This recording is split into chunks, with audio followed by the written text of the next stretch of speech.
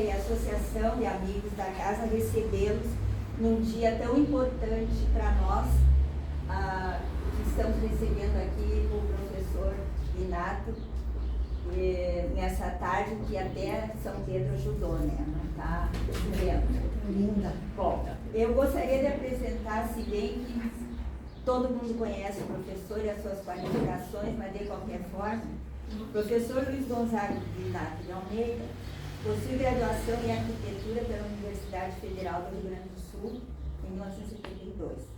Mestrado do curso Mestrado Profissionalizante em Patrimônio Cultural na Universidade Federal de Santa Maria. Professor da Universidade Federal de Santa Maria e da Universidade de Rio Grande do Brasil. Membro da Academia Santa Mariense de Letras, cadeira 17, patrono Roque Talasso. Produtor artístico do Teatro 13 de Maio. Produtor artístico da Sociedade Cultural da Orquestra Sinfônica de Santa Maria, arquiteto autônomo, autor de livros e artigos sobre patrimônio cultural, colunista do jornal A Razão e Diário de Santa Maria, tem experiência na área de arquitetura e urbanismo, com ênfase em patrimônio cultural, atuando principalmente nos seguintes temas: arquitetura, patrimônio, valorização, restauração e patrimônio cultural. Seja bem-vindo, professor. Muito obrigado. É com muito prazer, então, que estou aqui, na presença de amigos interessados nessa questão de patrimônio, que realmente, há 40 e poucos anos aqui em Santa Maria, eu adotei essa cidade. Hoje é a minha primeira cidade em termos afetivos, substituiu as que anteriormente eu residia, principalmente em Porto Alegre, e é um tema realmente que eu gosto. Então, para mim, será um prazer, e será um prazer maior se depois de uns 60 minutos, 70 minutos que eu falar alguma coisa aqui, nós tivemos a oportunidade de conversarmos sobre esse assunto. O que eu gostaria que o que eu falar aqui seja a motivação para outros temas, discussões, atualizações sobre patrimônio. Duas retificações necessárias, como eu digo, os sites nem sempre estão atualizados. Com relação ao mestrado, eu não apresentei o trabalho final, então não sou mestre, pelo menos formalmente não, né? E da academia de letras eu solicitei o afastamento há muitos anos, né? Então, claro, provavelmente seja o site que não atualiza. Eu sou um caso raro de acadêmico que solicita afastamento, mas estava previsto no regulamento, então não fiz nada de fora do normal. Bom, com prazer, então, vamos tentar falar sobre o patrimônio cultural de Santa Maria. Até o conceito de patrimônio cultural muda, é discutível. Eu prefiro chamar de patrimônio cultural o que a Unesco reconhece como patrimônio cultural. No mês passado eu tive a feliz oportunidade de apresentar uma aula inaugural do semestre em comemoração dos 25 anos do curso de arquitetura da UFSM, do qual eu fui um dos fundadores, e naquela ocasião eu chamei os patrimônios culturais da Unesco no Brasil. O que eu entendo por patrimônio cultural? Não é necessariamente o que a legislação de Santa Maria, ela é recente, foi do ano passado, ela tem outros conceitos um pouquinho diferentes. Então eu prefiro esse aqui. Patrimônio cultural é patrimônio não natural, não é o patrimônio da natureza, mas é o que é realizado pelo ser humano. Ou seja, envolve construções, conjuntos, a questão do urbanismo, obras de arte, que inclusive elas serão contempladas aqui. Então é dentro desse conceito. Há uns anos atrás, um francês, Boan, ele dizia que patrimônio cultural é tudo, inclusive a natureza, toda ela influencia o ser humano, mas eu prefiro me restringir ao que é produzido pelo homem.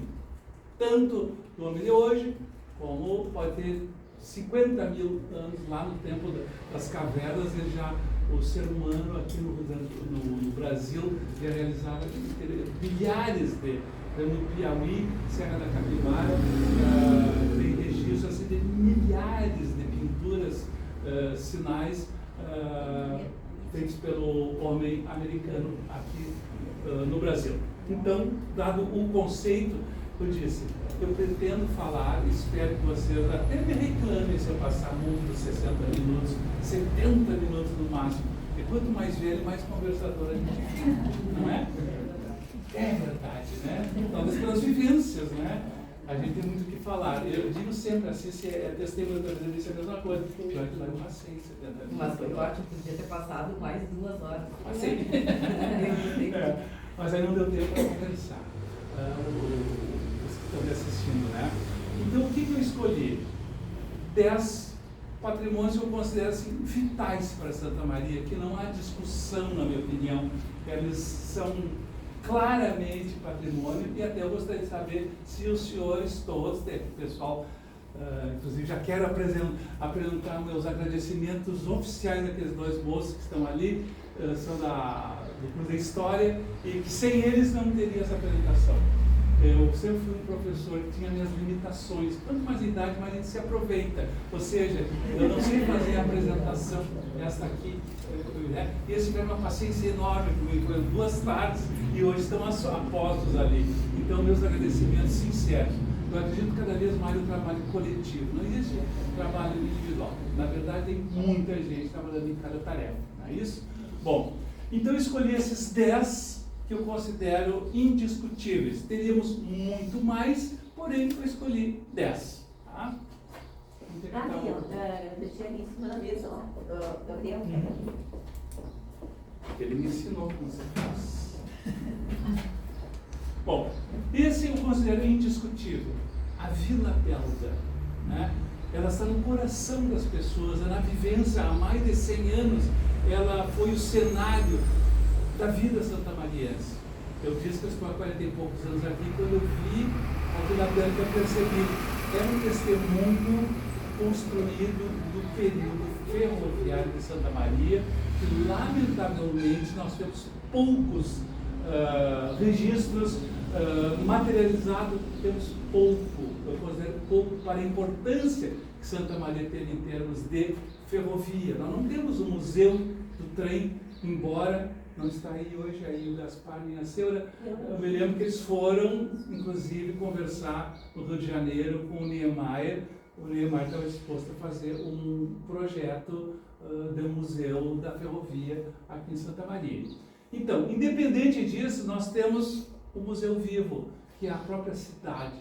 E, felizmente, depois de muitas décadas de um relativo abandono, discussões sobre a propriedade de quem era, etc., então, hoje a Vila Belga eu considero assim, um núcleo importantíssimo, talvez o maior em termos de quantidade e importantíssimo por essa questão de ser quase 80 casas, né?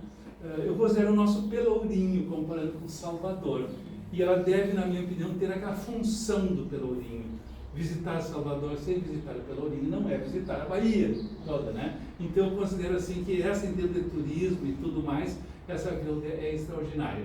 Eu tive a gente, para fazer qualquer coisa, precisa ânimo, inspiração, né? Então hoje eu tenho que dar minha caminhada diária, fui lá e percorri toda a Vila Bela, conversei com o pessoal da Belgarte, que é uma... lá que nós foi feita a exposição, né? A Belgarte, a ponte lá da ferrovia, né? E então conversei com outras pessoas ali, então percebi que a Vila Belga está razoavelmente bem em termos de conservação. Pode estar melhor, mas está razoável. Bom, a Vila Belga então é resultado de um ideal do Gustave Vautier, que era um belga com muita cultura, teve um excelente curso de engenharia na Bélgica, andou pelo Congo belga, trabalhando com ferrovias, e veio dar os costados aqui porque ele era o diretor dessa companhia auxiliar de Chemin Offert ao Brasil, né? Responsável pelas ferrovias dessa região, inclusive foi quem fez a implantação do tronco ferroviário básico, que é Porto Alegre, Uruguaiana. E esse senhor, Gustave Vautier, ele tinha ideias socialistas e humanistas ao mesmo tempo. Ou seja, ele não era novidade isso no mundo inteiro, essa questão de colocar os operários ou os funcionários junto ao local de trabalho. Até uma maneira de controlar melhor, mas por outro lado é um conforto muito grande. Não é o mais antigo do Rio Grande do Sul. Eu lembro, se quiserem conhecer, aconselho inclusive, a fábrica em Rio Grande, a fábrica Heingens, ela, dos alemães lá, famosa pelos tecidos e tapetes Heingens era o que havia de melhor. E essa fábrica então teve o cuidado de colocar uma vila operária anterior, essa ainda no século XIX, e essa já é do século XX, início do século XX. Então não é a primeira experiência, mas é uma experiência interessante. Sendo que lá em Rio Grande, inclusive, tinha escola, hospital, tinha todo um equipamento muito adequado. E aqui também, então, ela se destinava, não a grande maioria dos ferroviários, porque a gente tinha como, e também não era do primeiro escalão, não. O Gustavo Rotier não era para ele morar aí, era para o chamado segundo e terceiro escalão. Engenheiros, chefes de equipe, funcionários administrativos, etc. Então, veja bem, 1901, as datas variam, alguns foram de 1901 a 1903, outros 1901 a 1905, lá na placa oficial, lá turística, hoje eu vi de manhã, ainda 1901 a 1905, o Andrei, enfim, colegas meus fizeram essa pesquisa, na minha opinião é 1901 a 1905, ou seja, não foi feito num dia nem num ano. Tudo indica que foi feito em etapas, a gente pode perceber, inclusive, as mais antigas depois as mais recentes. Né? Características serem essencialmente econômicas. A ideia é fazer a um custo baixo. Como é que, naquela época, o projeto esse realizou essas casas aí? Em primeiro lugar, a ideia da geminada, ou seja, gêmeas, 2 a 2. Por quê? Aquela parede, agora falar um pouco mais para a questão da arquitetura. A parede comum às duas casas é uma parede só. Com isso economiza uma parede inteira. Então são casas gêmeas, duas, uma ao lado da outra. Todas elas com base de pedra de arenito, que é aquela pedra rosa que havia muito aqui, mas agora por causa da política de meio ambiente está diminuindo cada vez mais a exploração das pedreiras com relação à pedra gresa, mas tivemos pelo menos a felicidade de aqui ao lado vermos a pedra gresa, que é a mesa das fundações, também colocada nos passeios públicos. Acho bem interessante essa solução. Paredes de alvenaria são sós externas de tijolos feitos em olarias aqui mesmo da cidade, telhas cerâmicas tipo capa e canal, ou seja, aquelas bem antigas, portuguesas, coloniais que a gente chama, né? E aqui tem já elementos de funilaria para condução da água da chuva.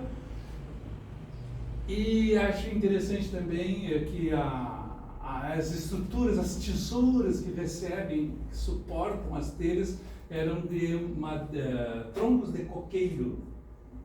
Né? Havia possibilidade, porque por causa do transporte ferroviário, dava para pensar nesses elementos diferentes. Um aspecto que eu acho bem interessante, como tem muita subida e descida, nenhuma está num terreno plano, eles fizeram questão de fazer uma respiração, para não estragar o piso de madeira, né, do térreo, só existe térreo do pavimento, então elas são bem descoladas do solo. E com isso, então, para reforçar, colocam gateiras, que são aqueles buraquinhos pequenos, que segundo a tradição brasileira, nós sempre chamamos de gateiras, porque os gatos usam lá embaixo e saem às noites para se divertir um pouco e voltam. E cidades coloniais a gente até percebe que tinha até uma tampinha, quer dizer que não entrava camundongos e bichos outros, mas o gatinho aprendia depois a levantar, sair e voltar na sua gateira. Né? Bom, acho muito interessante o fato de que elas não são absolutamente iguais em termos de fachada, para dar uma certa diversidade. A gente percebe que o ser humano não gosta de morar numa vila onde todas as casas são iguais. Ele faz questão, logo que usa, ele dá uma marca especial.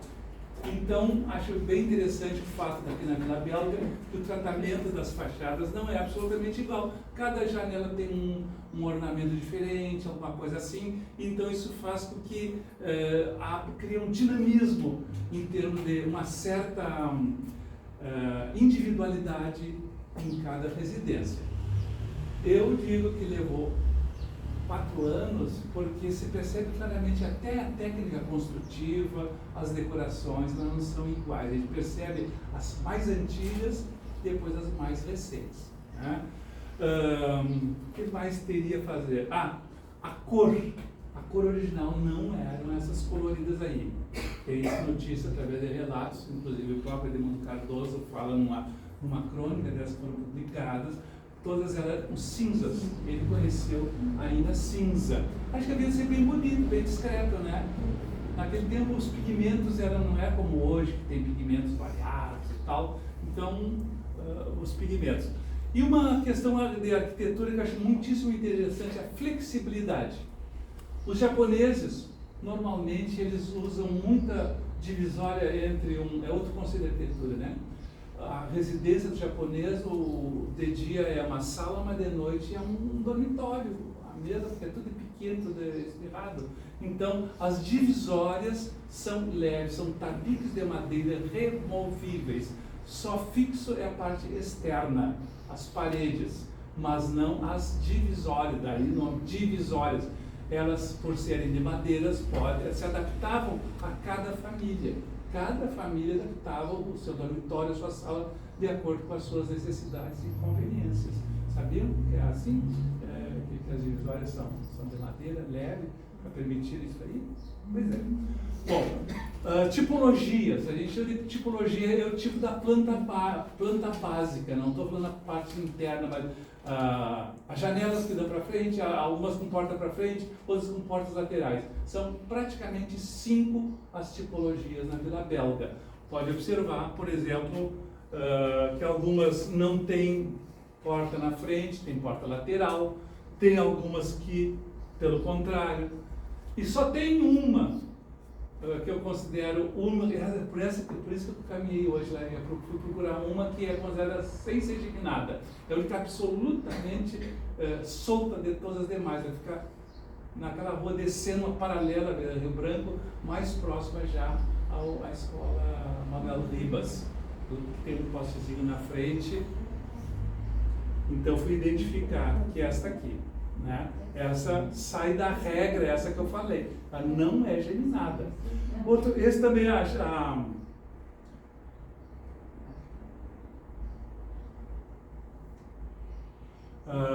O tipo de janela também é chamado guilhotina. É muito comum na arquitetura colonial brasileira. Sobe e desce, as famosas guilhotinas, vidros pequenos para sair mais barato, porque naquele tempo o vidro era muito caro. Quebrar um vidro numa janela, coisa de um crime, o empregado é capaz de ser castigado, quebrou o vidro, assim, porque o vidro era caro, o vidro não é mais, né? Então, os vidros eram bem pequenos, né? Então, essa questão da decoração geométrica e as gateiras, a porta, geralmente tinha degraus lá de fora ou pelo lado de dentro, dependendo do desnível com relação ao passeio público, e as telhas tipo capa e canal. Alguma pergunta já pode fazer.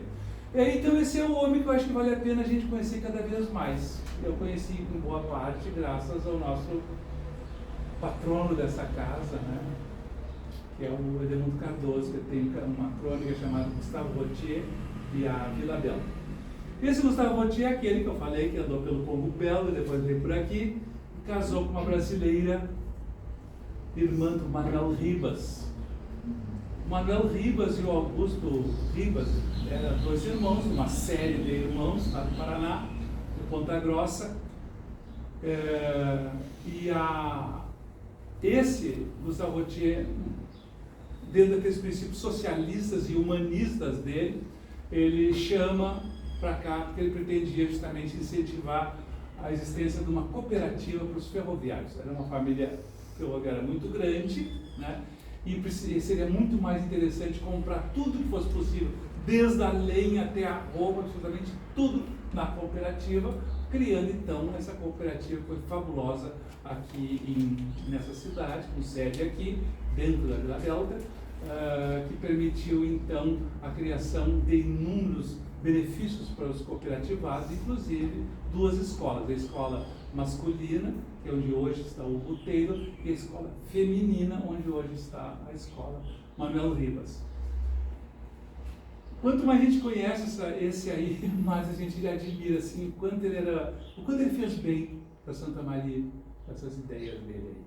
Esqueci de dizer, mas vale a pena, a gente vai ficando esquecido com o tempo, né?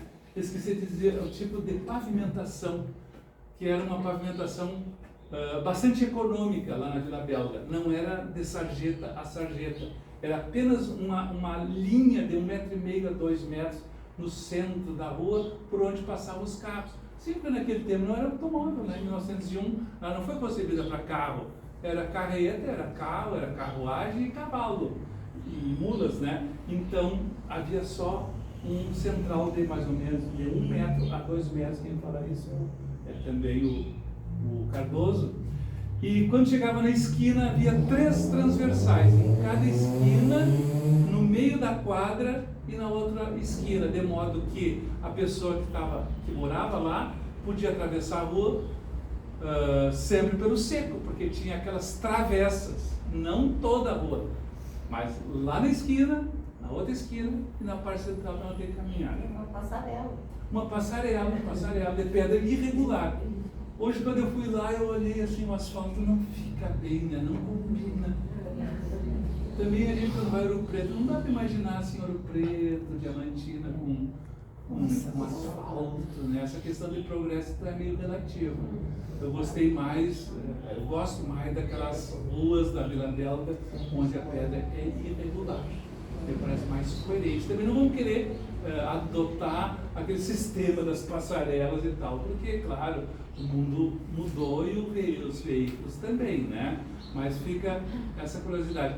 Eu acho que conhecer patrimônio é também conhecer toda a evolução, as transformações, o que aconteceu antes, o que havia antes e tudo mais. Isso aqui foi justamente adquirido da família do Ernesto Beck, que doou aquela área da estação, depois os herdeiros venderam para a companhia belga essa para realizar a Vila Belga. Aí outro elemento que eu considero vital da cidade, eu tenho um orgulho enorme de ser santamariense, com que prazer quando vem um colega arquiteto dessa cidade, que eu mostro a Vila Belga e logo depois vizinho essa escola, né? É uma potência. Na época que a educação merecia verdadeiros templos, né? E eu acho que todo mundo sabe, mas não precisa nada repetir, que assim, a cooperativa fazia questão de dar boa educação para a família ferroviária. Na minha opinião, o pessoal mais da pedagogia pode confirmar isso ou não, mas algumas pessoas já me disseram isso, no sentido assim de que é muita influência do chamado positivismo, do Augusto Conte, que foi muito forte no Brasil e especialmente no Rio Grande do Sul, que não basta no governo a cabeça ter cultura, a elite, o intermediário também tem que estar bem preparado. Então, uma forma de progresso ideal de uma sociedade é que, além da cabeça governativa, também, no caso, os ferroviários tenham filhos com educação. Só que, no caso, já é preparatório para o trabalho, que seria através da escola profissionalizante. Então, se lá na escola masculina, na Rio Branco, onde hoje está o Carrefour, que era a Escola de Artes e Ofícios, eles se preparavam para serem porteiros, mecânicos, etc. Aqui, então, a escola feminina se preparava, além do ensino tradicional, normal, as letras, como chamavam, né, matemática, etc., também saíam com seus ofícios, bordado, culinária, música. Tem notícias que as meninas lá estudavam piano, violino e até bandolim.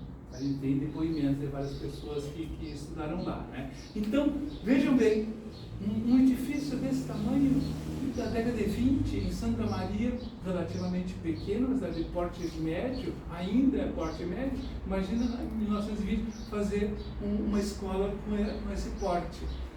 Contrataram então as irmãs franciscanas, né, as mesmas irmãs do Colégio Santana, assim como na parte feminina, masculina, eram os irmãos maristas.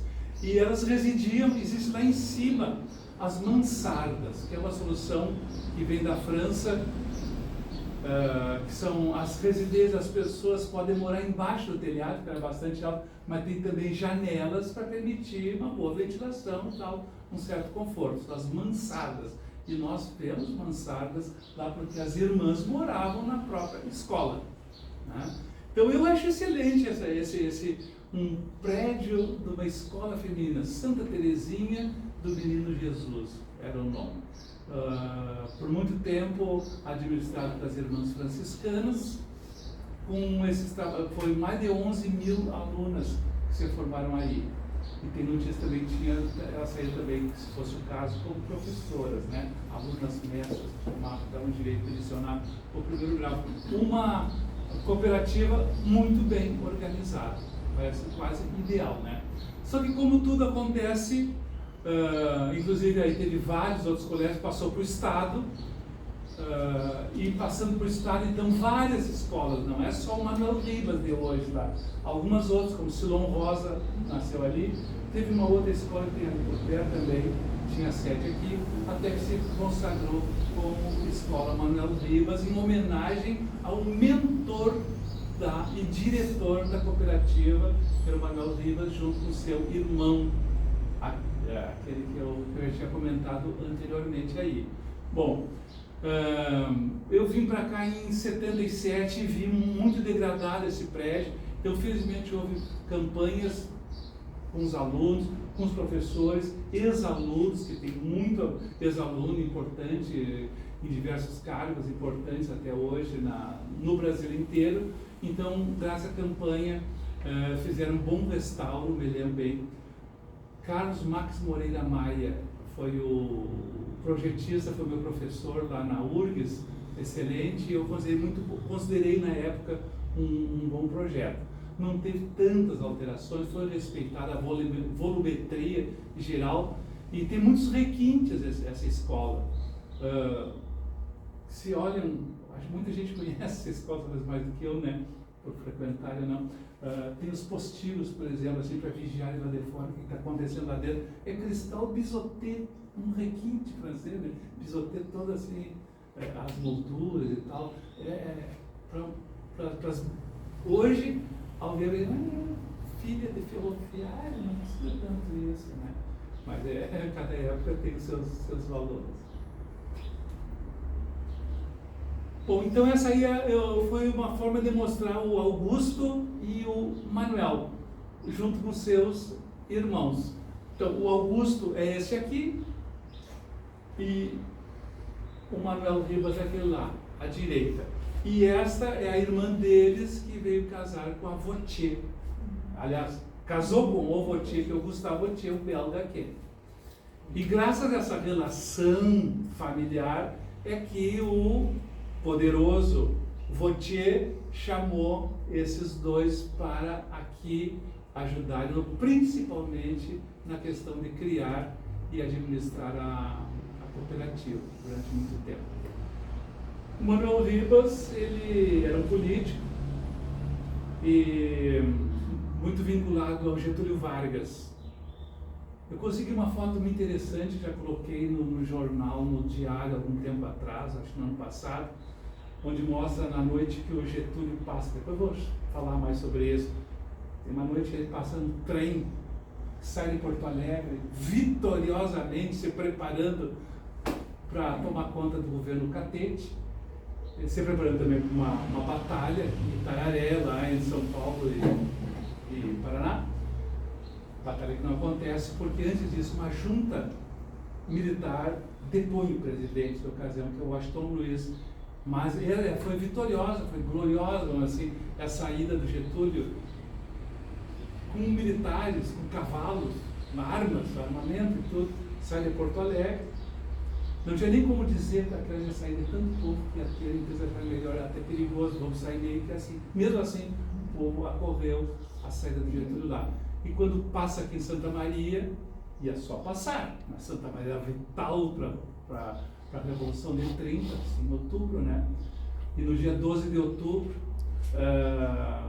era vital porque as tropas sairiam todas daqui para São Paulo e, em consequência, ao Rio de Janeiro. Então, se tivesse esta linha Santa Maria, São Paulo, era vital para o processo da Revolução. Os ferroviários entraram firmemente e os militares, em poucas horas daqui, aderiram à Revolução. Não, os daqui, o general, o comandante aqui, quase que se expôs. Ele sabia que a tal hora a Revolução ia estourar lá em Porto Alegre. Ele fez questão de passear bem devagarinho ali pela frente da SUCV para ser preso.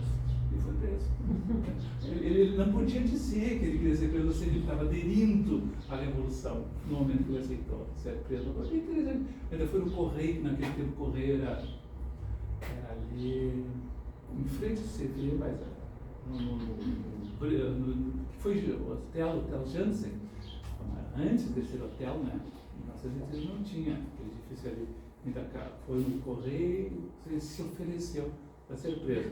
E eu consegui fotos bem interessantes feitas pelo Achute, o pai da dona Lia Achute, e a esposa, a irmã dela, fotos da Revolução, que ele tira o pessoal lá na Gare, embarcando os trens, muitíssimo interessante. E a vinda do Getúlio, porque o santamariense não aceitou, não é possível que o Getúlio não vá falar para nós aqui.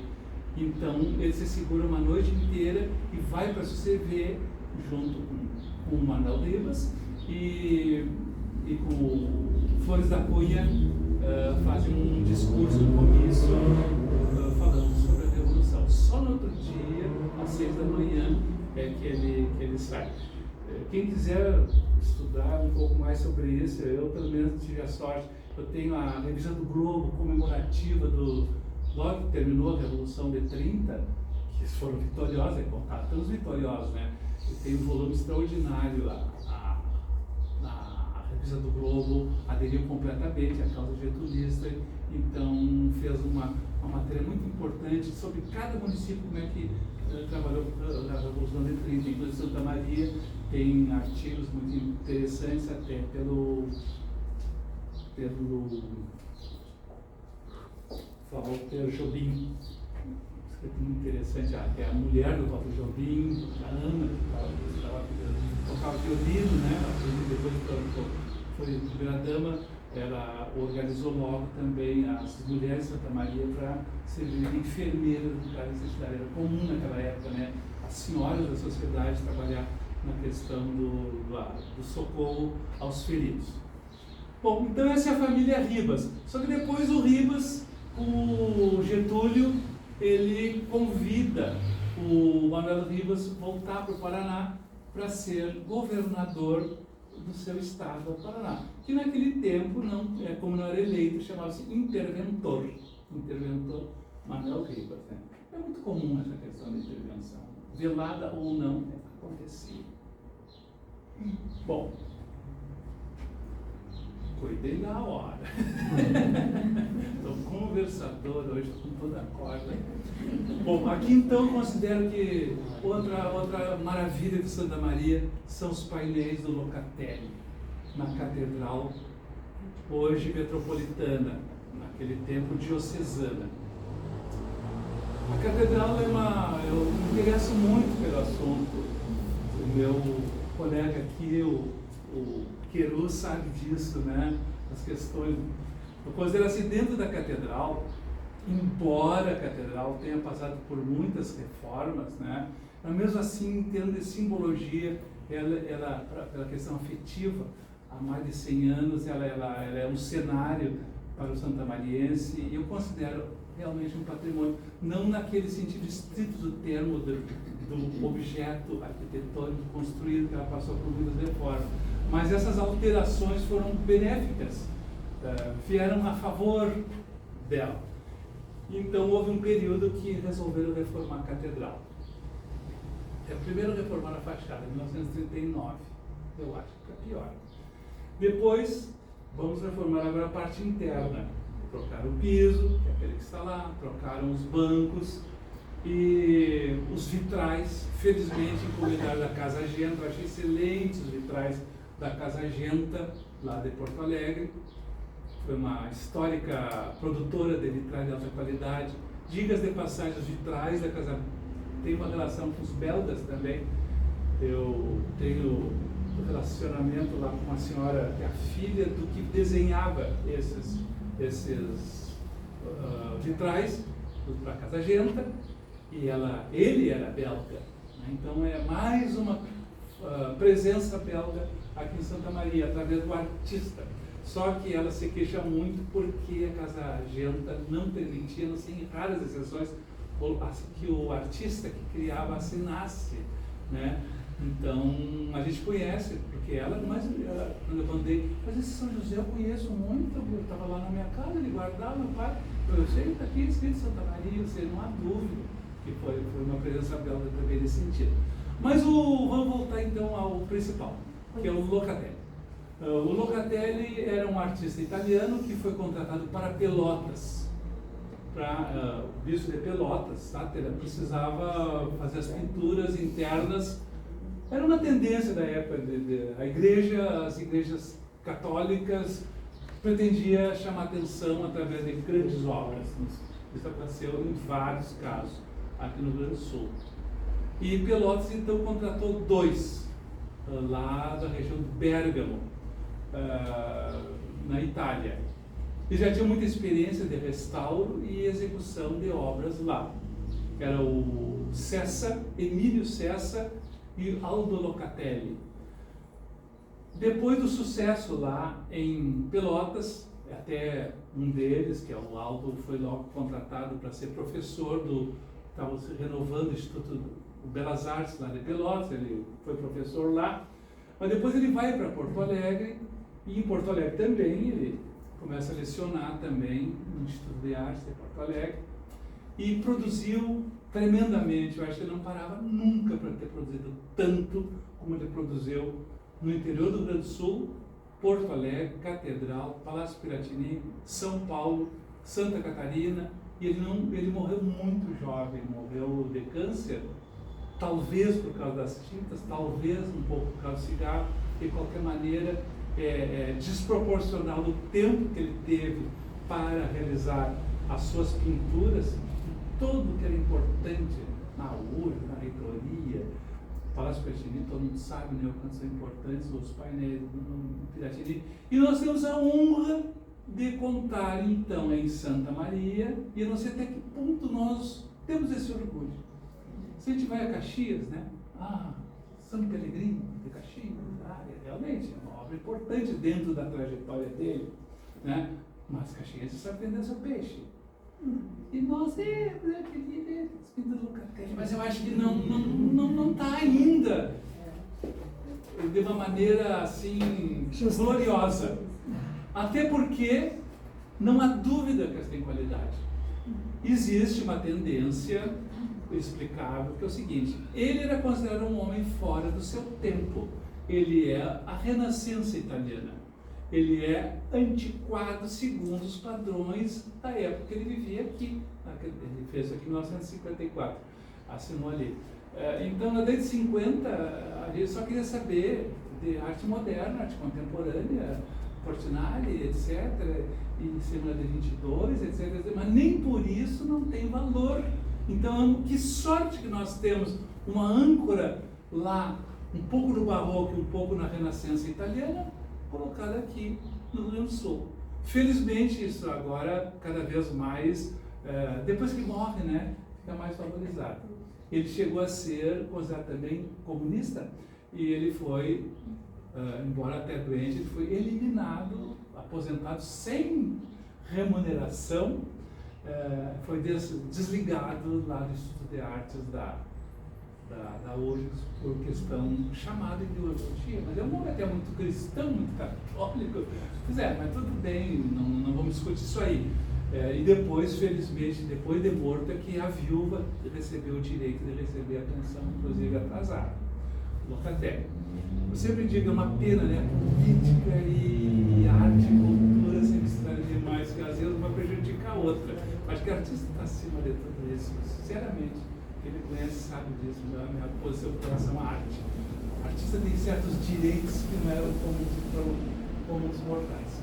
Bom, o que aconteceu nessa reforma? Então, o teto era de madeira ainda, original. Essa obra terminou em 1909.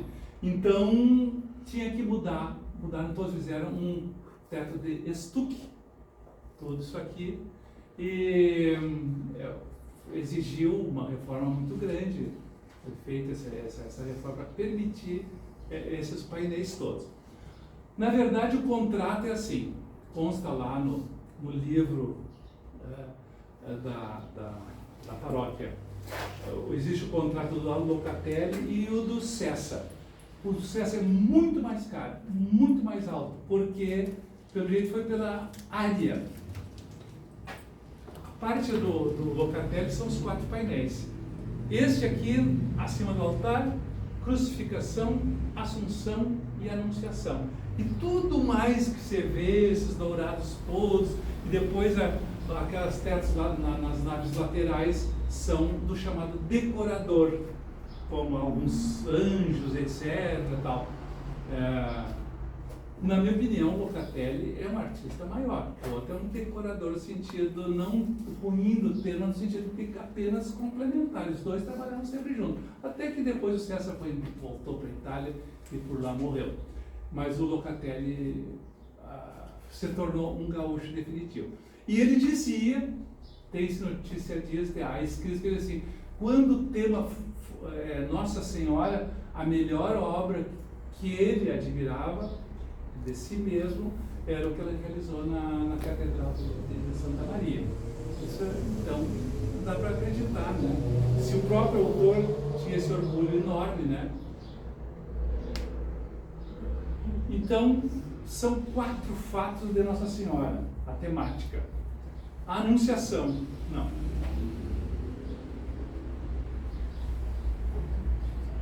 Ou seja, segundo a Bíblia, Nossa Senhora, casada com São José, recebe a informação do anjo São Gabriel que ela vai ser mãe.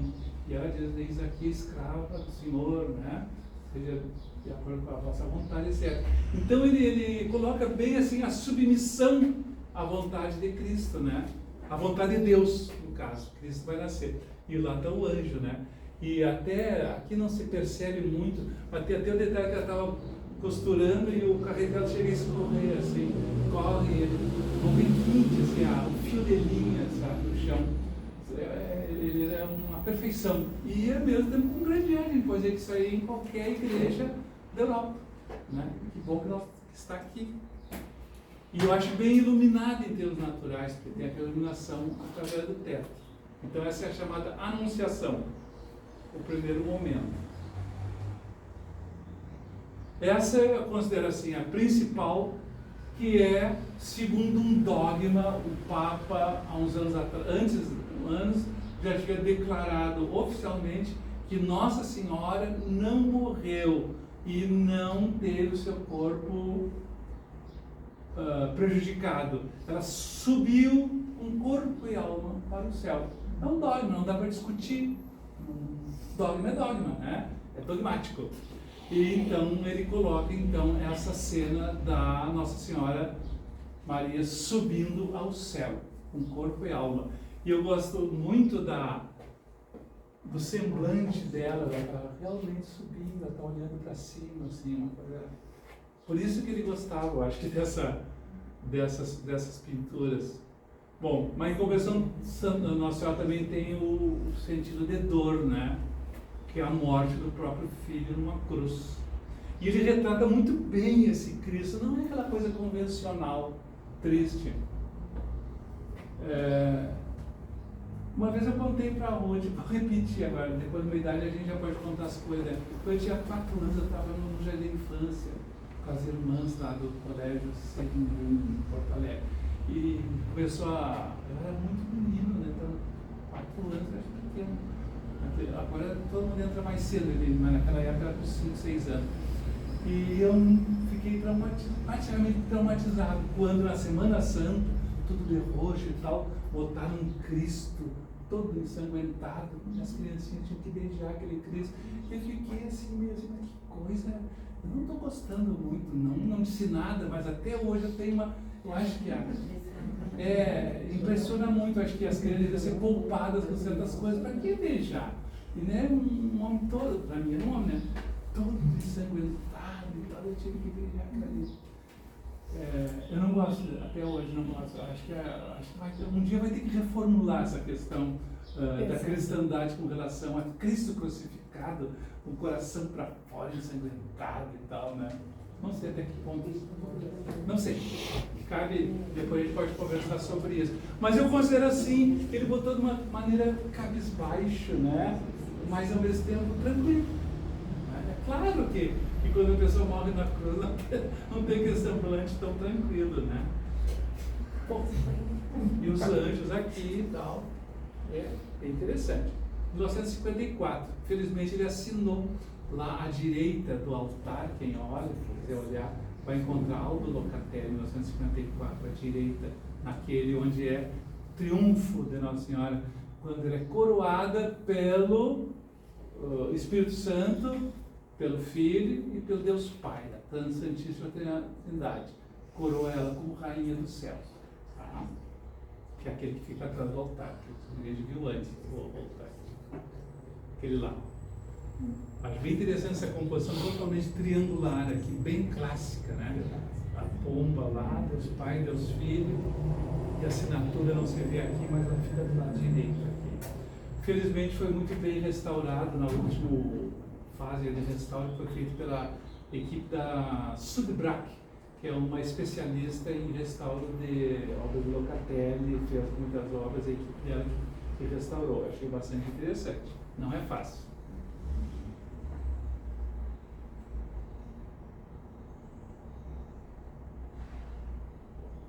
Bom, eu não tenho nenhum preconceito com relação à religião, nem outros, eu procuro não ter preconceito. Então, como eu admiro essa igrejinha aí, mais antiga que a cristã, que é a igreja anglicana.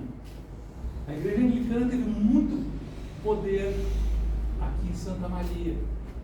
Vieram primeiro 2 pastores dos Estados Unidos, conversaram com o prefeito na época e pediram então um espaço para realizar seus cultos. O prefeito achou muito interessante a ideia, até ofereceu a própria intendência para realizar. Eles acharam melhor alugar então um espaço ali na primeira quadra da Bozano. Depois de uns anos então eles constroem a sua igreja, que é essa aí, chama-se hoje é Catedral do Mediador. Em termos de arquitetura, eu considero interessante porque há uma tendência nessa época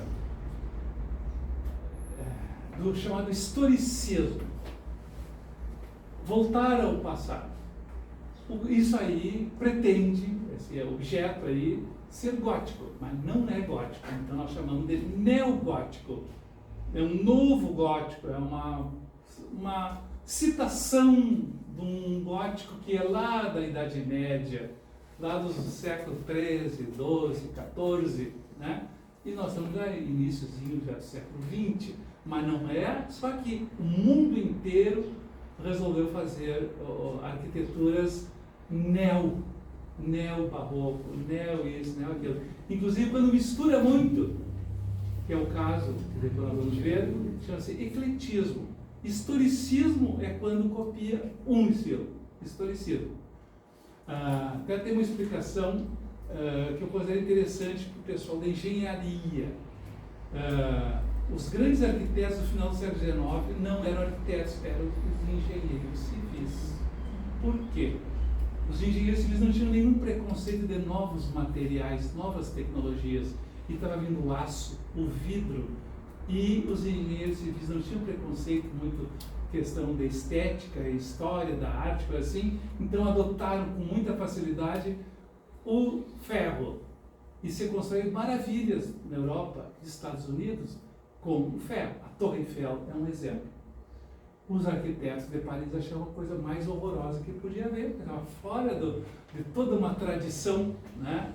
Então, erradamente, já que não adotamos essas novidades aí, vamos voltar ao passado, vamos voltar ao gótico, vamos voltar ao romantismo, ao barroco, mas não existe mais, porque a sociedade, a arte e a arquitetura devem refletir a sociedade, o seu tempo. Então, é um equívoco, não é um erro, é um equívoco. E daí, então, essa tendência. Veja bem, o parlamento inglês, ele é do século XIX, mas ele é um neogótico. É um edifício importante em Londres, lá, aquele que a gente vê sempre na televisão, a beira do Thames, né? Mas ele é fora de época, né? Então, eu justifico essa aí justamente dentro dessa linha internacional de revival, de reviver coisas do passado. Entender essa questão da engenharia, que os engenheiros foram responsáveis pelo progresso das construções, pontes, torres, Chicago, que teve um incêndio, destruiu grande parte da cidade, eles não tiveram nenhum constrangimento de construir tudo na base de estruturas de metal, né? É a chamada arquitetura de Chicago, muito importante. E aqui então nós temos, no início do século XX, uma igreja de uma outra linha cristã de origem da Inglaterra, né, que faz a sua construção. E eu acho muito interessante, não são todos que conhecem, né? Eu gosto muito de entrar ali, muitas vezes está fechado, né? Mas eu acho assim um ambiente com a linguagem austera da Inglaterra, né? E não houve muitas alterações. Eu lembro assim, admiro muito lá em cima essas estruturas de madeira que foram feitas por dois carpinteiros que eram da religião, então eles fizeram aquela estrutura que está até hoje lá. Aqueles vitrais do fundo da são da Casa Genta, alguns outros foram substituídos, que eu considero excelentes também, e todo esse madeiramento e tal faz desse ambiente, eu considero assim, um patrimônio importante de Santa Maria, né? E depois do comunismo, cada vez mais se atravessa de um lado para o outro e tal, né? Eu não tenho nenhum constrangimento de achar que a hegemonia deve ser da católica. Eu sou católico, não creio nisso. E esse aí, então, é o construtor. Era um reverendo Sergel, que era um pastor, que foi responsável pelo projeto e construção da Catedral do Mediador, e o da direita era o americano que veio implantar aqui a fé anglicana aqui em Santa Maria. Lamentavelmente, eu sinto muito dizer que, quando a gente vê uma fotografia de 1914, né, tem uma famosa revista rara, que é a igreja do Centenário de Santa Maria, de 1914, com fotografias do Venâncio Schleicher, onde a gente vê claramente a casa paroquial, coerente, gótica, com um telhado bem alto, bem inglês, e que, não sei se conheceram, mas eu não conheci. Quando eu vim para cá em 70 não tinha já, não me lembro. Lamentavelmente foi substituído por um prédio comum, que é a residência deles ali, né? Mas não é aquela coerente com a igreja que estava do lado esquerdo, onde tem um restaurante ali, né? No teto. Então essas coisas vão se perdendo, né? Por isso a necessidade de compreender o que existe aqui para tentar, não é congelar a sociedade, mas é conservar os seus valores. Porque às vezes os valores só são conhecidos no momento que a gente se debruça em cima deles, os valores, eles ressurgem, né? Aos poucos. Esse é outro que eu considero interessantíssimo, né? Pela localização, pelo fato de ele representar uma categoria muito importante para a época, que eram os caixeiros viajantes, que é a antiga Sociedade União dos Caixeiros Viajantes, da década de 20, numa posição bem frente à praça e num eixo importante, esquina com a famosa, que eu chamo de famosa Avenida Rio Branco, porque é o prolongamento natural da primeira rua, que é acampamento. Em termos urbanos, eu tenho dúvida se acampamento não é a mesa Rio Branco, não é a mesa que vai lá para baixo, depois a Fernando Ferrari. Em termos urbanos mas tem que homenagear muita gente, então cada uma fica com seu nome, né? A gente diz tudo acampamento, foi o primeiro nome. Nada de Rio Branco também, Fernando Ferrari, com todo respeito, Fernando Ferrari, outros. Não, mas na verdade, né, é uma coisa só. Então, nessa esquina nobre, com uma excelente construtora de Santos, companhia construtora de Santos, constrói um edifício eclético. Esse é o eclético, ou seja, aí não é só gótico, não é só barroco, não é só renascença. Tem elementos de diversas épocas, mas feitos de uma maneira de bom gosto. Sabiamente, como era muito comum, sempre foi assim, né? Colocam no térreo a parte comercial para trazer aluguel, renda, né? Ficavam os escritórios aqui e desde que foi inaugurado, no último andar funcionou o clube comercial, que era praticamente o concorrente do Caixeiral, né? Teve uma turma lá do Caixeiral que resolveu fazer um clube próprio, fizeram um clube comercial e durante 25 anos se acomodaram lá no último andar desse prédio. Eu gosto muito desse prédio porque ele existe, não é só um fachadismo. Fachadismo você coloca só uma casca de um estilo assim, de fora, para inglês ver, como você diz. Não, ele é uma coerência interna, todos os interiores deles correspondem, que foi um projeto muito bom mesmo. E aqui então, é nessa sacada que no dia 12 de outubro de 1930, Getúlio, na viagem gloriosa de trem na direção do Catete, leva muitas semanas isso aí, não sabia o que vinha pela frente, é como dizer, eu só saio, ou eu vou morrer no caminho ou vou tomar conta desse país. Então ele daqui, o companheiro lá, eles junto com o Manuel Rivas, eles fazem o comício. Flores da Cunha é o que faz o comício. E aqui, o povo todo aqui embaixo. Então ela tem muitos valores. Lamentavelmente, ela está se deteriorando a olhos vistos, né? Eu sinto muito isso aí. Eu acho que o prefeito Schirmer acertou quando adquiriu isso, o município. É um próprio municipal, a responsabilidade é do município. Só que tem que ter continuidade. E a cada dia que passa, a água vai destruindo aos poucos. Isso aí eu ando muito preocupado. O sonho, né, o ideal é que se transforme justamente, e eu acho adequadíssimo, centro cultural. E eu diria até assim, ser um espaço de recepção oficial. Assim como o Palácio dos Arcos, lá em Brasília, é a sala de visitas do Brasil, né? Nós teríamos aqui também grandes visitas, personalidades e tal. Tinha que ser, na minha opinião, pela nobreza do espaço, ser também isso aí. O meu sonho de santamariense interessado na cultura é esse. Nós temos, como temos, o Teatro 3 de Maio, muito digno, a Casa de Cultura, que também está se deteriorando, que é o antigo fórum, que é do município, e não sai nada, e fica naquilo. E esse aqui, que é mais precioso e mais difícil e mais caro, o restauro, e que não sei, tá, a pandemia, e isso, e as prioridades, tá ligado? Mas a questão da cultura, nós estamos preocupados que o nosso centro está muito deteriorado. A praça, o calçadão, mas o calçadão vai se resolver. E esse complexo cultural. Só para levar uma boa notícia. Eu tenho sempre boas notícias. Ontem os condôminos estavam discutindo sobre a cor, né? A cor da parte externa. Tudo bem. Acho que pelo menos. Sim, isso, ótimo. Agora, já está isso aí. Eu tenho conversado com o filho da farmácia aqui, ele é bem interessado e tal. Tudo bem, ótimo.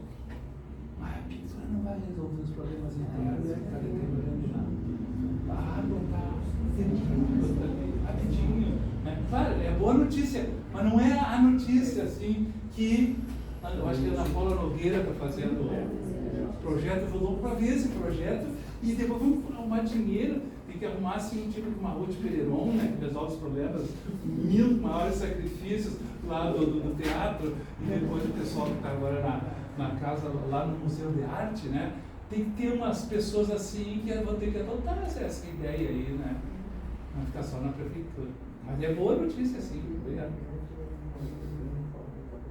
Ó, esse eu chamo de interior interessante, é coerente, não é só um fachadismo, né? Houve um tratamento, quando eu vi, aqui tem dois vitrais importados também, representando o comércio antigo do Oriente e depois o mais recente, né?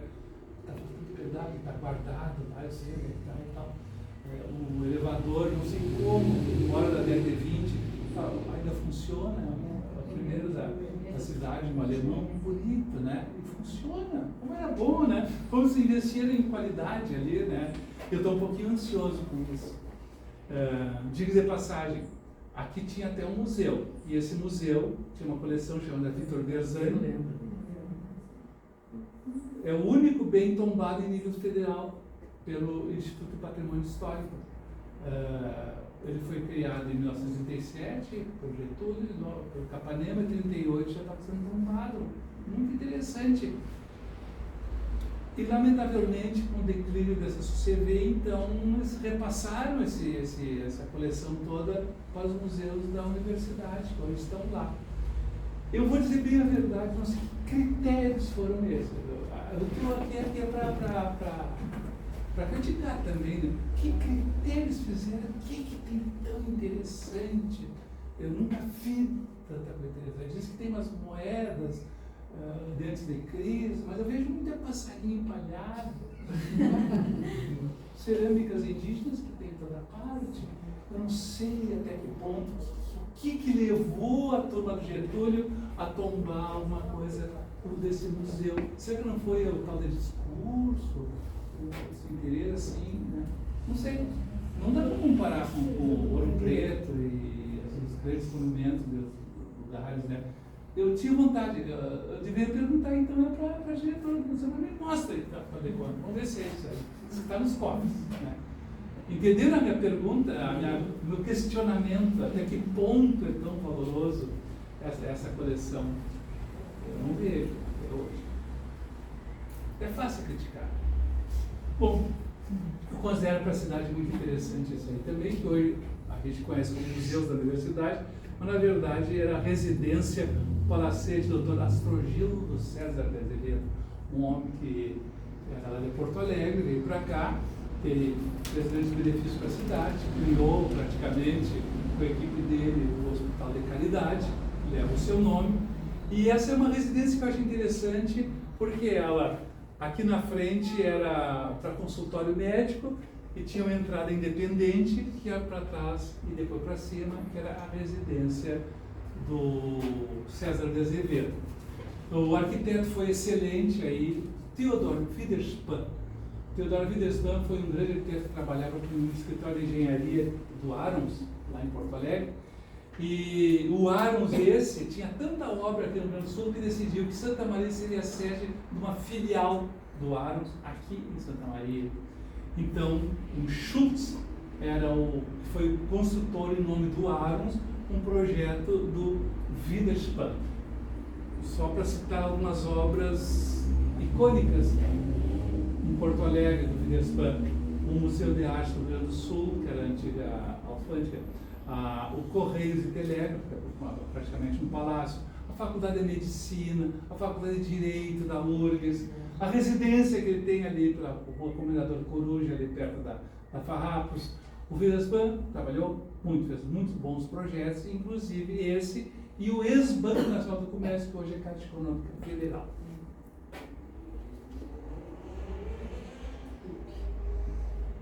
Esse, então, é o Astrogildo mais jovem, né?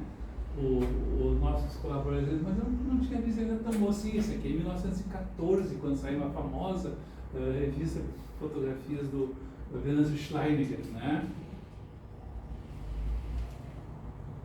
E esse é o Widerspan, era um alemão, Theodor. Esse que construiu tantas coisas em toda parte. Então, às vezes, uma obra vale pela em si, e outras até por ser de um autor importante. E geralmente não falha, né? Um bom arquiteto provavelmente fazia boas obras de arquitetura. Aí uma curiosidade, esse é o Arons. O Witherspoon trabalhava para esse engenheiro Arons, que por sua vez teve a filial aqui em Santa Maria. Eu durante 7 anos e meio eu frequentei muito o Castelo de Pedras Altas do Brasil através do trabalho que nós estávamos fazendo na faculdade. E lá nos álbuns fotográficos, a Quinquim, que era a filha do Assis Brasil, que mandava em tudo lá, me mostra, o Arons, o senhor conhece o Arons? Sim, sim, conheço as obras do Arons. Nós temos a foto dele aqui. É o seguinte, a história do castelo é mais ou menos isso.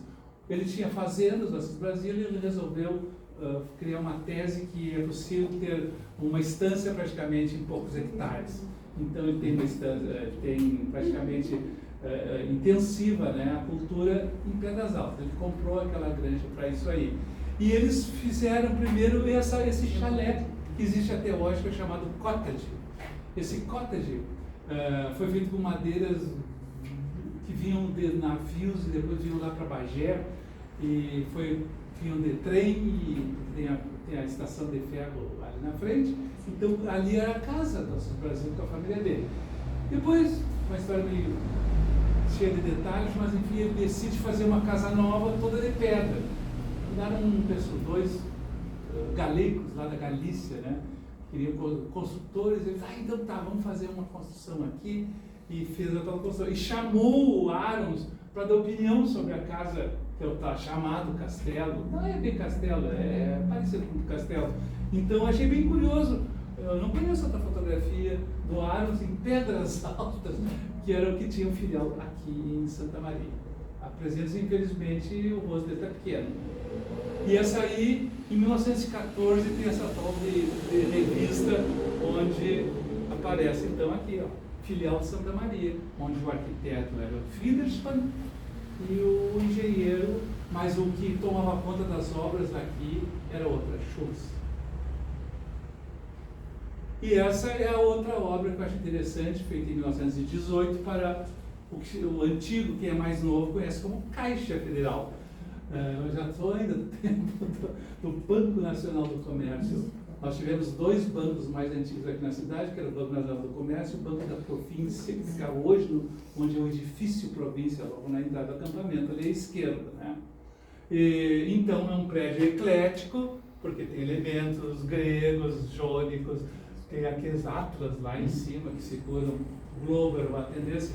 E eu acho que você perdeu muito no momento que se demoliu onde hoje está o Banrisul, que ali era o antigo Banco Pelotense, com uma cúpula, parecia Buenos Aires, assim, fazia um pórtico dialogando ali já passou por 4 construções, né? Essa é a 4ª construção. Sim, sim. Ali, na verdade, a gente conhece a casa de uma família que morava ali, o casarão, depois vende pro Banco Pelotense, com cúpula, lindo. O Banco Pelotense, eu acho que gastava tudo que podia em sets, por isso mesmo que quebrou. Pensa demais na aparência pelotense. Aí surgiu o Banrisul, criou-se o Banrisul, quase como os restos do Pelotense, e adquire aquele ali, que é o Banco Pelotense, com a cúpula e tal, bem francesa até. Depois teve uma certa época que não queria mais saber de cúpula, então o Bolle, engenheiro famoso, um grande consultor da cidade, coisa muito importante, mas ele é contratado pelo banco para retirar a cúpula e fazer uma reforma meio jamais art déco, sabe? E eu acho que o Banrisul perdeu muito. Esse aí eu conheci, e se não conhecesse tinha muitas fotos, né? Até que, no final da década de 70, se destrói aquele e se constrói o que hoje está lá, que tem uma arquitetura boa. E que se expande, inclusive, tem um pequeno imóvel que se expande na direção da província, que eram umas lojas que tinha ali. Bom, esse aí tem uma história rapidinha, já chegou no limite, mas agora eu vou acelerar. Logo que eu vim aqui foi a minha primeira oportunidade de batalhar em cima do patrimônio. Queria demolir, lá da Caixa Econômica Federal. Não tinha tombamento, não tinha coisíssima nenhuma, a Caixa Econômica tinha direito de destruir e fazer um novo. Eu vim para cá, e não sozinho, claro que não, com alguns vereadores, pessoal da história, Teresa Weimar Rocha e o prefeito na ocasião, queriam reverter essa ação. Não dá para demolir, mas como não dá para demolir juridicamente? Dá para demolir, mas não convém. Bom, isso não convém. Então, vereadores e tal, nos mexendo na Câmara de Vereadores, eu fui lá cheio de gás, né? Tinha 20 e poucos anos. Então, acho que hoje também faria a mesma coisa. Fomos para a Caixa Econômica Federal e convencemos eles, não, vocês têm todo o direito de demolir, mas não convém porque vai pegar mal para a Caixa Econômica Federal desmanchar isso aí numa esquina importante, das duas mais importantes ruas iniciais da cidade, que é a antiga Rua do Comércio, ou depois Bozano, e a famosa Acampamento, num ângulo bem maior do que 90 graus. Ele é portentoso, eu acho que vai ficar muito bem para a Caixa Econômica Federal preservá-lo. Aí então ficou uma conciliação e eles preservaram pelo menos a parte externa, e a parte interna foi toda nova. Foi contratado o arquiteto Paiva, que foi professor também na URGS, para que ele fez um bom projeto ali de conciliação. Só que, aproveito para dizer assim, de lá para cá você começou a muita essa solução, só deixa para de fora e resolve o problema de dentro. E aí nós estamos tendo coisas bem ruins. Por exemplo, o próprio Carrefour, né? Não dá para convencer que o Carrefour é a escola aquela, né? Então fica meio. Com todo respeito a UFN também, né? Fez ali na esquina um antigo Hotel Glória também. Acho que não ficou lá muito bom, né? Então, hoje eu estou ficando mais ortodoxo. Eu acho que ou preserva ou não preserva. Não tem essa de fachada, assim, porque esse aí até não foi tão ruim, mas não anda muito bem, né? E não é só aqui, sim, em Santa Maria. Ele é tombado, Este depois foi tombado, a fachada. Né? Mas não tenho absoluta certeza. Mas o Querus pode dizer que é do conselho.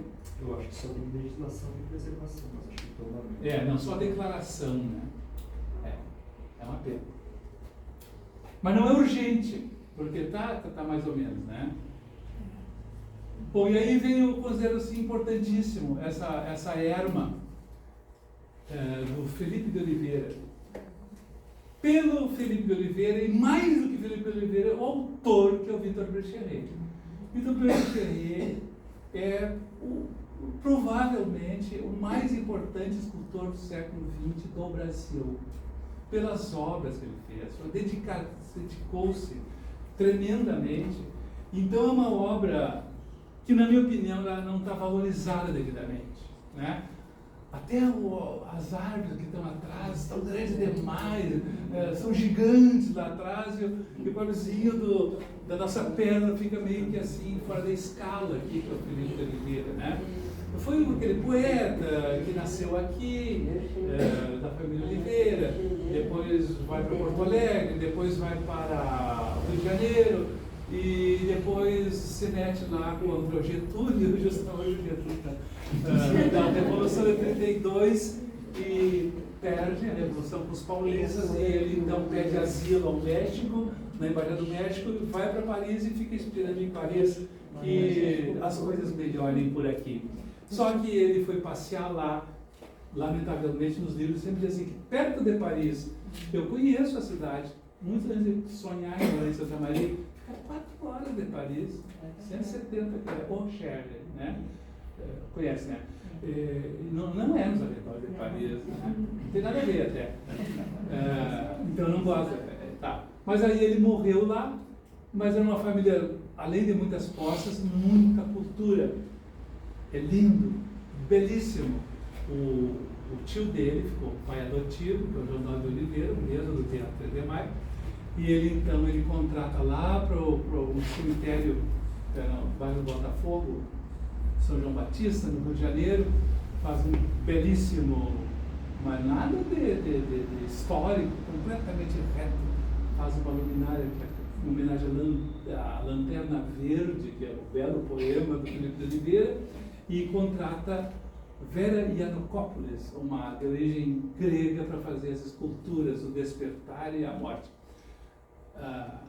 É lindíssimo lá. E aqui, então, anos depois, porque ele foi sepultado lá, deu tempo para ele contratar o excelente escultor Vitor Brecheret, que já era sucesso em São Paulo, Rio de Janeiro e o mundo inteiro, tem obras em toda parte. E, para sorte nossa, nós temos então esse exemplo, Art Deco. Art Deco, por que eu chamo de Art Deco? Porque quando tem essas geometrizações, assim, tipo do manto do Cristo Redentor no Rio de Janeiro, aquele Art Deco, essa simplificação, essa geometrização, essa estilização é o estilo Art Deco. E ele idealiza como um poeta grego, tanto que coloca todas e elementos gregos. Eu não gosto de chamar de busto. Muita gente chama de busto, eu prefiro chamar de erma, que quando tem esse corte aqui, não chega a ser um busto. O busto é quando corta aqui, sobra bastante braço e tal. Isso é uma homenagem lá, erma do deus Hermes, que nas estradas colocavam, em tempos gregos, esses pedestais de pedra com a figura do Hermes, daí a gente chama de erma. E é bom porque está a assinatura aqui não está se vendo, mas está ali, Victor Brecheret. Então, eu não sei porque. Alguém tem notícia de algum curso, uma dissertação de mestrado sobre essa obra, sobre Victor Brecheret em Santa Maria. Está na hora de fazer, né? Tomara que tivesse uma boa notícia, mas não sei. Ninguém dá bola. Ele é útil só quando tem feira do livro, qualquer coisa assim, bota uma corda aqui. Também que a professora gosta desse assunto. Eu conheço, eu uso o seu livro. Só chama a atenção da importância de Brecheret, assim, uma pequena amostra. Foi um que produziu muito. Ele é italiano. Tem gente que acha que tem muita biografia que diz que ele nasceu em São Paulo. Não. Ele nasceu na Itália, veio para cá e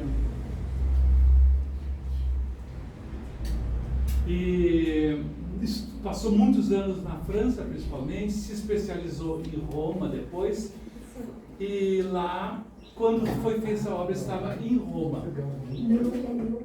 Não, Paris. Ele estava em Paris, ele tem muita ligação com Paris. Então, só para terem uma ideia do nível desse senhor, Victor Brecheret. Ele foi premiado, inclusive, na primeira Bienal de São Paulo. Brecheret tem que ser mais conhecido aqui no Rio Grande do Sul, porque eu não tenho notícia de nenhuma outra obra no Rio Grande do Sul, a não ser essa aqui em Santa Maria. Há tempo que eu batalho com isso, né? Em Gaspar. Ele foi o único, agora está se falando muito de Semana de 22. Semana de 22 está na moda agora, né? Esse ano de 22. E justamente foi o único escultor que participou da Semana de 22. Só que ele não estava presente, ele estava em Paris, passou 20 anos lá, e então ele estava Neta Malfatti, estava aquela turma, os literatos também, estava um músico que é o Vila Lobos, teve uma pianista, não me lembro agora, e o único escultor era ele ali. Então é com essa obra aqui, chamada Vitória, 5 ou 6 obras que ele colocou lá para fazer parte da ambientação da possibilidade de um modernismo nas artes plásticas no Brasil. Só que ele batalhou até o final da vida, ele foi muito, muito produtivo. Eu não sabia bem falar em português, como deve ser professor, mas eu não sei falar, eu não falo nem italiano, nem francês, nem coisa nenhuma, nem português, não sei falar. Ele era muito quieto, muito reservado. Veja bem, né? A estilização. Essas obras estão até no Palácio Itamaraty, lá em cima, no terraço, onde você recebe na sala de visitas daquela, né? Victor Brecheret. São Paulo, qualquer praça, em toda parte, né? É um orgulho enorme. Eu ouvi falar que fui lá os de São Paulo, querem muito comprar o nosso pomar aqui na venda. Uma vez eu fiquei triste com a nossa prefeitura, quando desapareceu o Brecheret, eles, meu Deus, roubaram esses outros.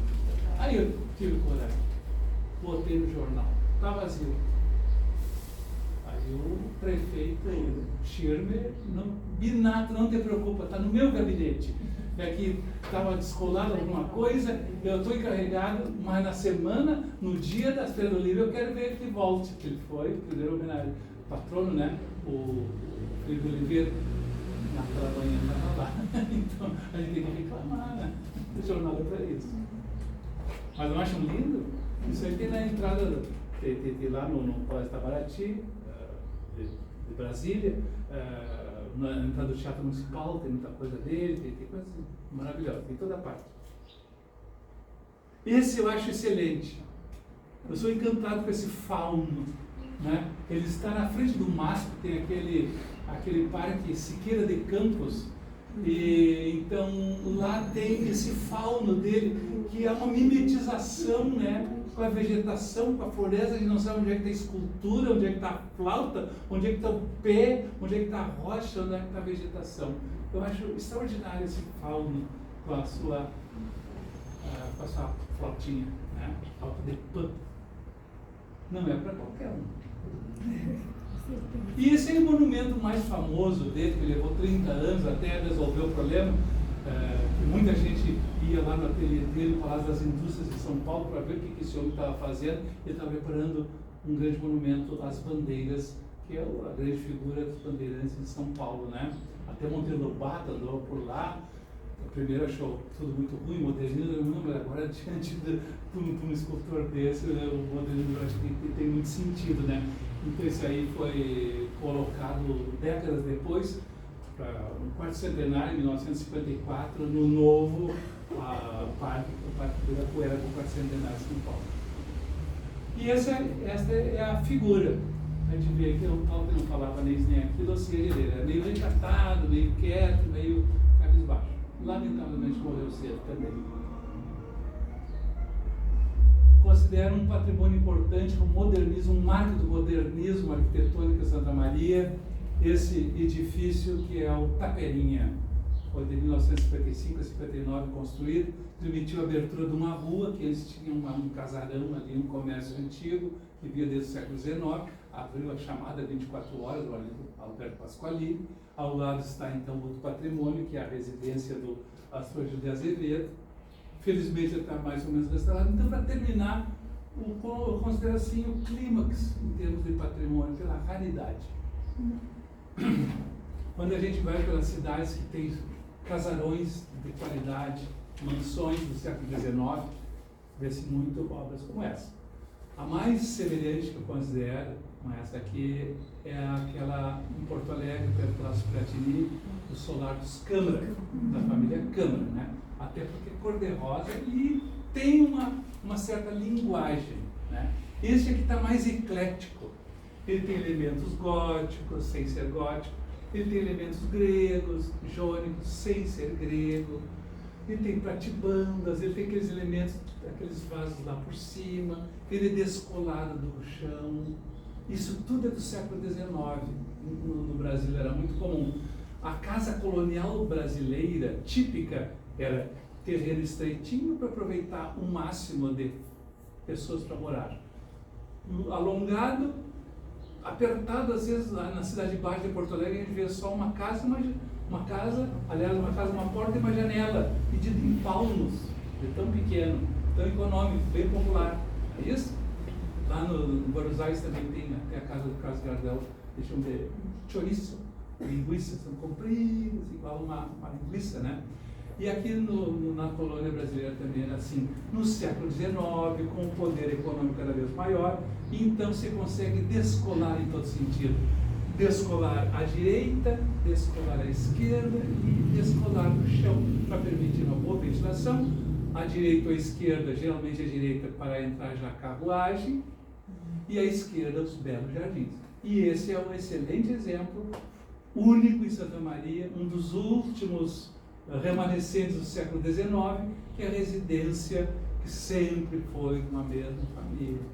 E no quarto bem à direita nasceu o próprio José Maria da Rocha Filho, e depois médico só torna-se o fundador da UFSM, que fez por essa cidade que poucos fizeram. Mas aproveito a oportunidade para citar, em termos de cultura, o Edmundo Cardoso também fez. Eu quero chamar a atenção disso aqui publicamente, né? A importância, mas a importância também dos herdeiros, dos que estão com a mesma ideia, não deixando morrer, não deixando ir para o mofo. Tudo isso, então, eu dou os parabéns para essa família. Aqui, o rosa e o branco, eu identifico assim. No século XIX, na época do Império, as famílias que eram solidárias à monarquia se identificavam com a família reinante, pintavam de rosa e branco, porque era a cor oficial.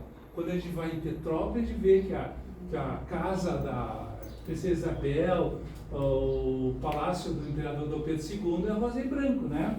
A gente sabe disso, é por isso que também o Câmara lá também, ele era monarquista, por isso que ele pintava de rosa e branco. A família nunca me disse, mas eu deixei escrever. É identificação monarquista, isso aí, o que tem? Né? É um direito que eles têm. A gente não sabe quando é que foi construída, só sabe que houve uma reforma no século XIX, e eu tento identificar que reforma foi essa fachada.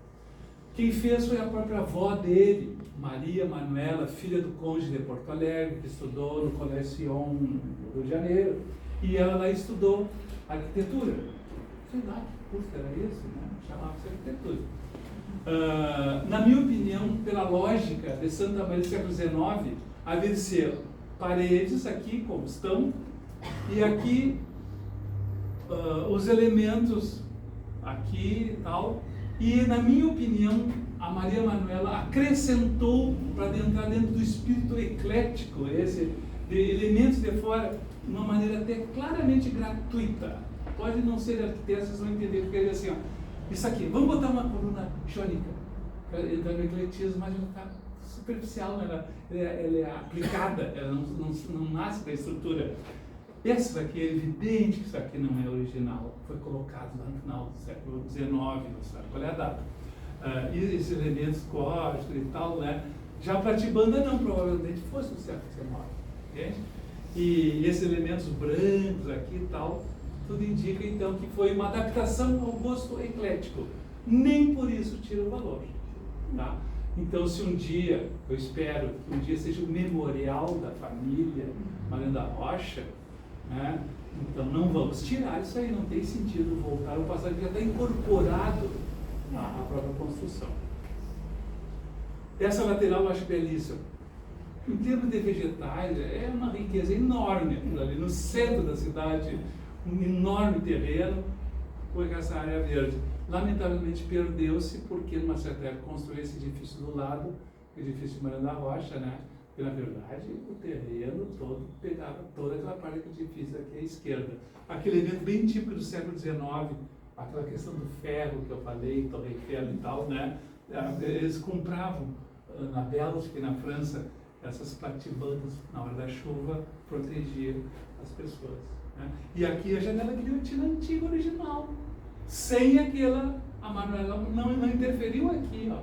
Provavelmente conservou mesmo, onde a gente viu na Vila Belga, 1901, antes também, colonial todo, o Brasil usava essas guilhotinas.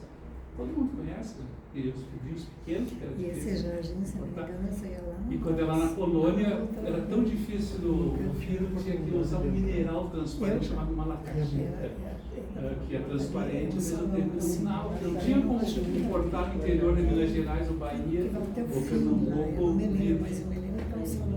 Aqui então a cama, como em 1915 ele nasceu. Está com todo o mobiliário original. O bercinho do José Mariano lá, a cama do casal, que era Maria Zulmira, e o mesmo nome dele, o nome do pai, né? Com tudo autêntico, bem à direita, na frente. Na frente, é. Dicas de passagem. E dali para cá é a sala, né? Sim, esquece. Eu acho bem interessante. O pai dele, o médico formado em baiano, formado em Pelotas, né? Tinha superstições, mas meio estranho. Ele achava que quando alguém bota o nome no seu filho, esse filho morre. E ela aproveitou que, isso é curiosidade já, aproveitou que ele não estava, tinha levado uma paciente para Montevidéu, ela falou, vamos botar lá o nome de José, e o José morreu, não morreu antes de morrer, né? Superstição. Entenderam a coisa? A mãe, vou botar logo, já que o marido não está. E aí eu acho muito interessante, assim, esse foi um cartão postal que nós fizemos junto com o Conselho de Cultura, que às vezes a pessoa passa, vê isso aí, eu acho interessante essas ondulações meio barrosas, as sinuosidades, para um ritmo, que a gente chama ritmo musical em arquitetura, né? Essa sequência. Então agora sim, desculpe, mas para terminar eu boto algumas mensagens. Sobre Cacheral. Cacheral, porque não está nos 10 e ele está, lamentavelmente, é uma das nossas ruínas. Isso me deixa muito triste. eu não estou acreditando muito. Aqui o Roberto é o Alex. O Alex fica fazendo a dissertação dele em cima do... Mas então, como ele está em agonia, eu prefiro não fazer morte, né? Ele fica triste. Por isso que eu falei em 10. Mas tem uma certa hora que ele apareceu ali. Falando muito triste no centro dele. Então, agora, só para terminar, algumas mensagens. O professor tem que botar mensagens, não é? Da sua convicção. Com tudo isso, não é só o patrimônio, que eu digo o seguinte, que devemos amar a cidade em que vivemos. É a responsabilidade nossa. Como nosso lar. Conhecer as transformações, a história e o significado de cada prédio, cada rua, cada área livre, e também as personagens que compõem sua paisagem. Personagens podem ser prédios, mas pessoas também, né? Ser humano acima de tudo. Então, no momento que a gente, como eu tive essa oportunidade, que eu criei para mim de conhecer essa cidade, o prazer é enorme. Saber o significado do prédio, os conteúdos, né? Fazer a leitura cultural de tudo. Mas de Santa Maria não são os lá de fora que vão fazer, a cidade é nossa, os que estão aqui. Temos que zelar pelo patrimônio público, pela vegetação, acompanhar o crescimento de cada árvore, não destruí-la. Contribuir para seu progresso com atitude cidadã, de responsabilidade, corresponsabilidade. Não só administradores são responsáveis pelas cidades, também os que a usufruem. O conceito italiano aqui, ele chama, nós não chamamos de prefeito, chamamos de síndico. A cidade é um condomínio onde o síndico é pago para fazer o pão, mas ele não pode fazer tudo, né? E geralmente não faz. Fazer a leitura cultural da paisagem urbana traz alegrias indizíveis. Essa questão de a gente saboreia cada pedaço da cidade no momento que a gente conhece, mas não é de uma hora para outra, tem que começar e cada vez, mas não por obrigação, só por prazer. Não há como descrever a sensação de prazer e de segurança quando se praticam tais recomendações. E agora, a uma homenagem definitiva ao Edmundo Cardoso, que eu já falei aqui e repito, né? O Edmundo Cardoso foi muitas coisas, nós sabemos disso, é um caso raro de ecletismo cultural e tudo mais. Então, está lá no túmulo, né? Pertenço à minha cidade e ela me pertence. Não seria esse fato, eu faço a pergunta, uma das suas fontes de felicidade? Eu nunca perguntei se ele era feliz ou não, mas ele devia ser um homem feliz. Era. E será que não era esse caminhar e conhecer todo mundo e saber o significado de uma pedra? Isso, provavelmente uma das fontes de felicidade foi isso aí. Né? Então é isso que eu tinha para dizer para você. Depois eu espero conversar com você. Tá?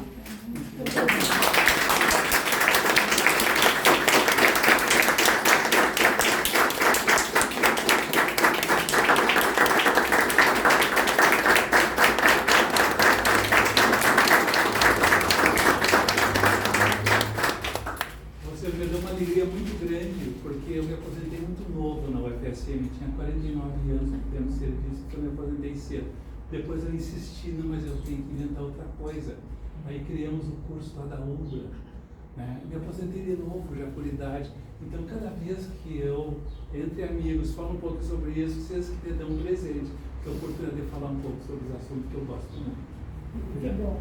Que bom, professor, agradecemos muito, né? Tá bom. Vamos a um segundo momento.